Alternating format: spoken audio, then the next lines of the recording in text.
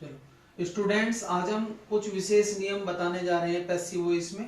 पहला नियम देखेंगे प्यूपल से या मैन से कि passive voice it is sad से बनती है, क्योंकि ये आम कहावत होती है। जब ज्यादा व्यक्ति कहते हैं तो वो आम कहावत बन जाती है। एग्जाम्पल देखिए, प्यूपल से लिखा हुआ है तो इसकी जो पैसिव वॉइस है वो हम बना देंगे इट इज सैड से।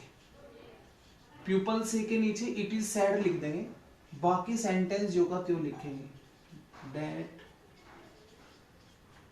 The earth moves round the sun. फिर से समझ लीजिए, जब सेंटेंस में प्यूपल से या मैन से आया हो तब हम प्यूपल से या मैन से के नीचे इट इज सैड लिख देते हैं, से सेंटेंस को जो का त्यों लिख देंगे। नेक्स्ट देखिए, यदि वाक्य में वर्ब के साथ ऑब्जेक्ट नहीं है, मीन्स अगर वर्ब के साथ आपको ऑब्जेक्ट नहीं दिया बल्कि आपको इन्फिनेटिव दिया है, means two plus verb first, तो ऐसे सेंटेंसों की पैसिव वॉइस बनाते समय हम इनमें ऑब्जेक्ट इट लेते हैं। आप देखिए सेंटेंस में ये वर्ब है, वर्ब के बाद आपको ऑब्जेक्ट नहीं मिला परंतु आपको इन्फिनेटिव दे दिया, यानी कि two plus verb first infinitive दिया है। तो ऐसे पैसिव वॉइस बनाने के लिए हम यहाँ पर इट मानेंगे, ऑब्जेक्ट इट मानेंगे। तो यहाँ पर जब आप इट ऑब्जेक्ट मानोगे तो सब्जेक्ट बनाओगे इट का इट, ईडी लगा हुआ है तो पास्ट इंडेफिनिट टेंस हो गया।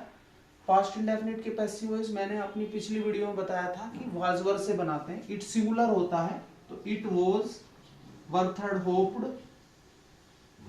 आई का ऑब्जेक्ट होता है बाय मी तो it was hoped by me, और इन्फिनेटिव को जो का त्यों लिख देंगे टू गो देयर। फिर से समझ लीजिए, यदि वाक्य में वर्ब के बाद ऑब्जेक्ट नहीं है बल्कि इन्फिनेटिव दिया है तो ऐसे वाक्यों में हम ऑब्जेक्ट इट लेते हैं। इट का सब्जेक्ट इट हुआ, ईडी आया हुआ है पास्ट इंडेफिनिट तो वाज वर्ब से पैसिव वॉइस बनाते हैं, इट सिंगुलर होता है, वर्ब की थर्ड फॉर्म, आई का ऑब्जेक्ट बाय मी होता है, फिर टू इन्फिनेटिव को ऐसे ही लिख देंगे। अब देखेंगे कुछ फिक्स प्रेपोजिशन देखेंगे।